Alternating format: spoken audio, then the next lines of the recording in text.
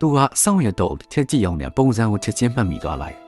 ထို့နောက်တတ်ထူအပိုင်းကတခုကိုတူညီတဲ့ပုံစံဖြစ်ပြုလုပ်ပြီးသူ့ကိုယ်သူထောင်မှန်တမြောင်ကြိုးစားပါတော့တယ်သူကငငယ်ကအော်ဒီဇင်ယောဂရှိသူကလေးတယောက်ဖြစ်ပေမဲ့စက်တင်ကြမှာထူးပန်ပြီးရှိသူပါ